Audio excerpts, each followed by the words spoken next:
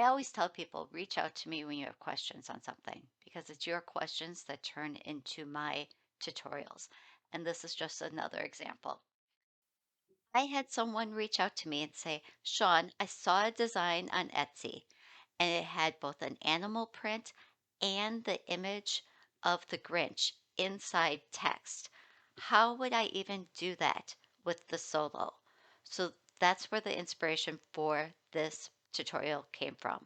So in this tutorial, we're going to show you how you can do this, but you're going to be able to use whatever words you want. So if you don't want it to say mama and you want it to say grandma or aunt, or this one says Mimi, or your name, however you want to do it, you're going to be able to apply both the pattern and the image of the Grinch. Some text. So first off, I am going to go to this website. You can really go anywhere, but find a free pattern that you like that you can download. And I'm going to download that.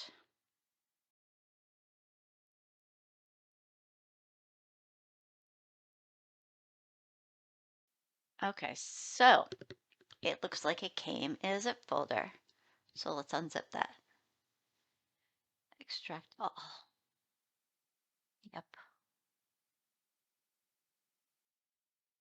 Okay, so now what I did was went transparent Grinch. So I want a transparent clip art Grinch image.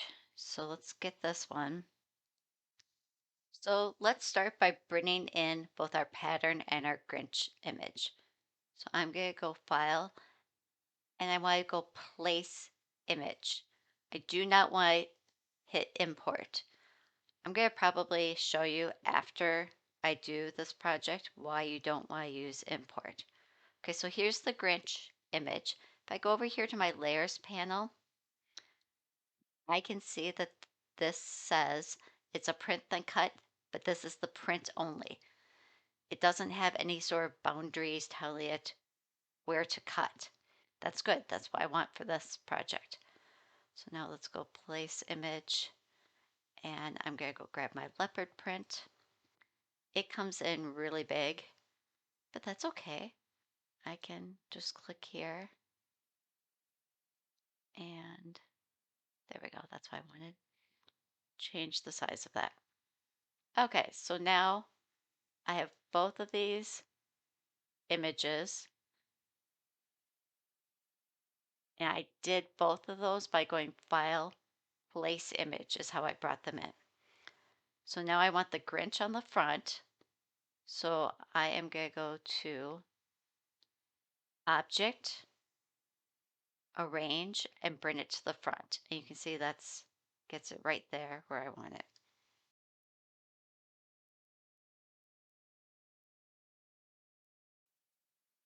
I'm going to go to my text function and just type in trouble because that could be cute on this.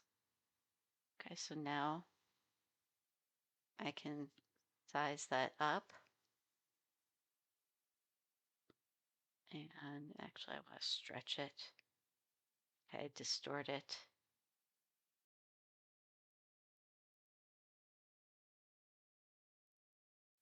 So now this text is all one line.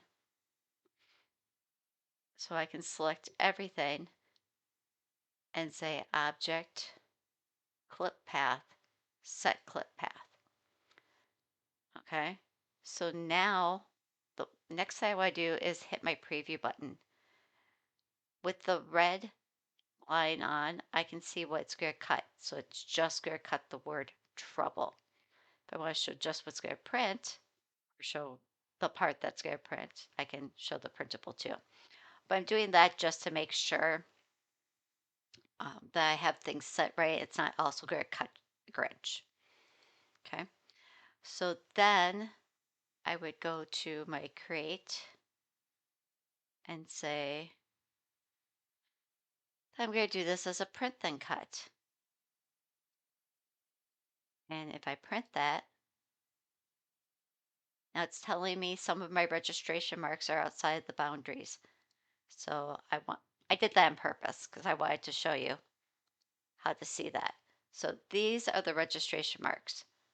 So if I come off to the side here, under the document, I can say show print margins.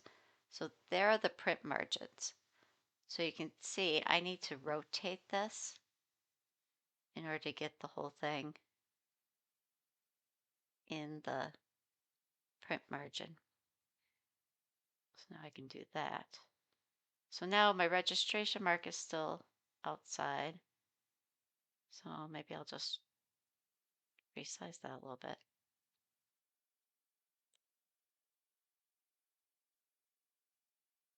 So now when I go create, all that's showing in the preview is the word trouble because that's all that's going to cut. But then I would go print then cut and hit print, and that's going to send it to my printer. After I have this on my cutting mat, I can do the scanning part.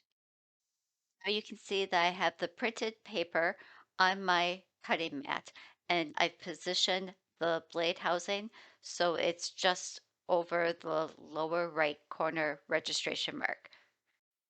So now in the software, we'll click the Start Scan. And then when we go back to the machine, you'll see it starts to scan those registration marks.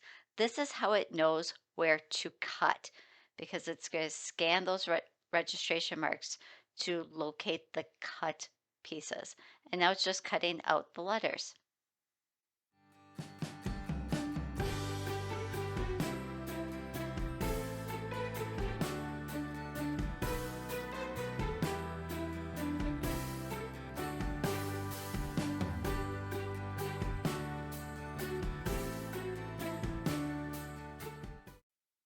Once it's cut, all that's left to do is weed away the excess paper that's around the outside edge. You can see how perfectly that came out. I'm going to do something a little different. I want to have a little teaching moment here and show you how if you brought the image in incorrectly, it would have messed up the whole project. I want to show you how differently this project would have worked if I would have just done one thing different. If I would have gone import to go grab my images from my downloads. So with this Grinch image, you can see over here in the layers panel, there's a little arrow. When I pull that open, I have one layer that is a cut layer and one that is a print layer. And that's all just from going with import instead of placing my image. So since I imported this, it's not set up correctly to do the whole clip mask thing that I just showed you, because what this would do is it would still cut the Grinch. Okay, so if I put this in here and then take this and say object arrange to the front, and then we scale him down, and now try to group those just like we did with the other one. If I now put text in here, and this is just for a test, so I'm just going to use the word test. And let's make that bigger. This is literally just to show you if I would have imported this image instead of placing it. So when I grab everything and say object clip, that clip path, right there it looks right. But up here when I do that hover, you can see the outline of the cut piece.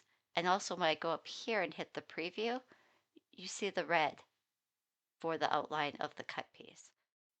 So just remember, you want to use place image when you want to just bring in the image with no additional cut layer. Before you go, make sure to like, subscribe, and comment below. I love to hear from you.